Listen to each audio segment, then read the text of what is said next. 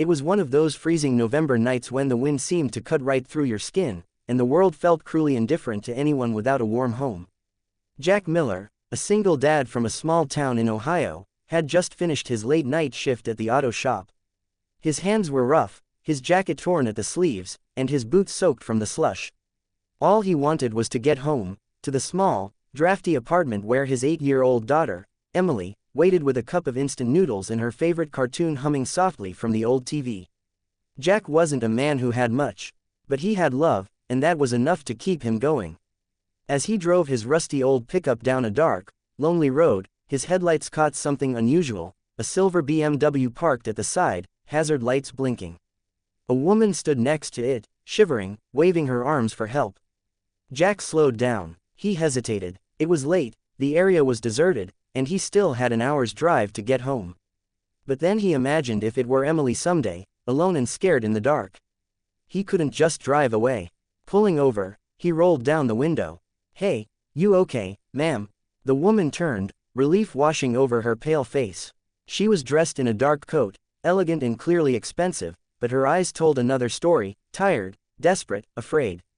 "My car just died," she said, her breath visible in the cold air. "My phone's dead too. I don't know what to do." Jack grabbed his flashlight and stepped out. "Pop the hood," he said with a reassuring smile. "Let's take a look." As he worked under the dim light, she stood quietly, her arms wrapped around herself. "I'm Jack," he said after a moment. "You from around here?" "Not exactly," she replied. "I'm heading back to the city. I had a hearing today, it ran late." Jack chuckled softly. "Hearing? You a lawyer or something?" She smiled faintly. "Something like that." The car wouldn't start, it needed a tow. But with no phone service and no one around for miles, Jack made a quick decision. "Look," he said, "I can't fix this right now, but I can give you a ride into town. There's a diner open all night. You can stay warm there and call a tow truck." The woman hesitated, clearly uncomfortable relying on a stranger. But the way Jack spoke, steady, kind, with no hint of expectation, made her nod. "Thank you," she said softly. "I'd really appreciate that." The drive was quiet at first. Snow began to fall gently, and the wipers squeaked across the windshield. The woman stared out the window while Jack kept his eyes on the road. "You got family waiting for you?" she asked after a while. "Just my little girl," he said, smiling. 8 years old, smartest kid I know. She wants to be a doctor someday." "That's wonderful," the woman said. "You must be proud." "More than I can say," he replied. Then his tone dimmed slightly. "Her mom passed when she was born. Been just the two of us since." The woman turned to him, her expression softening. "That must be hard." Jack shrugged. "Yeah, but you don't think about the hard parts when you love someone that much, you know. You just keep going."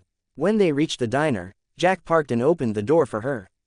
Inside, the place smelled of coffee and fresh pie. He ordered 2 cups of hot chocolate and slid one toward her. She smiled, touched by the small gesture. "You didn't have to do all this," she said. Jack grinned. "Hey, I couldn't leave you out there. Besides, I know what it's like to need help and not get any." They talked for almost an hour. She told him her name was Claire, just Claire. He didn't press for more. She listened to him talk about Emily, about how he'd been laid off from his old job when the factory shut down, and how he was barely keeping up with rent. Yet he never complained. There was a light in his eyes, a quiet resilience. When the tow truck finally arrived, Claire thanked him again, her voice sincere. "You're a good man, Jack," she said. He smiled, shrugged, and replied, "Just trying to be." She reached into her purse. "At least let me pay you for your time." Jack shook his head immediately. "No need. Just glad you're safe." She looked at him for a long moment, then smiled, almost sadly.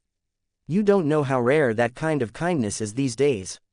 They said their goodbyes, and she drove away in the repaired car, her tail lights fading into the snowy dark. Jack thought he'd never see her again. 2 weeks later, Jack's world came crashing down. He was facing eviction. His landlord claimed he'd missed 2 payments, even though Jack had receipts. But his real problem was the child custody hearing scheduled for that week. His ex's parents were suing for guardianship of Emily, claiming he couldn't provide a stable home. He didn't have a lawyer, couldn't afford one, and in a small town like theirs, justice wasn't always kind to men like Jack. He wore his cleanest shirt and held Emily's tiny hand as they entered the courthouse. She looked up at him and whispered, "Daddy, are we gonna be okay?" He forced a smile. "Always, baby, always." When the bailiff called their case, Jack stood nervously before the bench. Then the judge walked in. And his heart nearly stopped.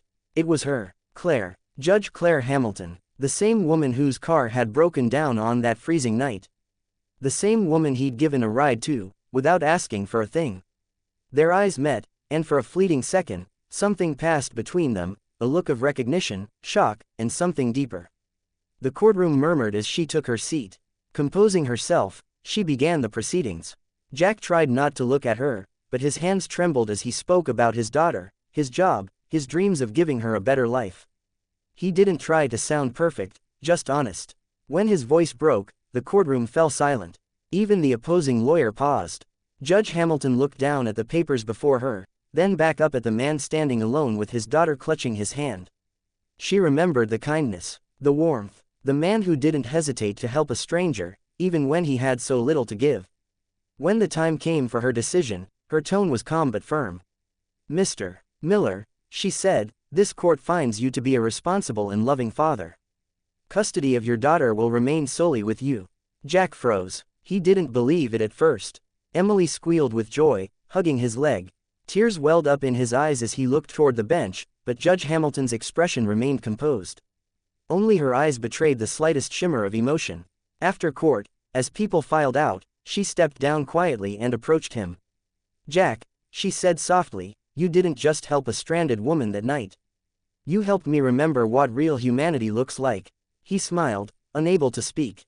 All he could do was nod. And as he walked out of the courthouse with Emily's tiny hand in his, snow began to fall again, just like the night they'd met. But this time, it didn't feel cold.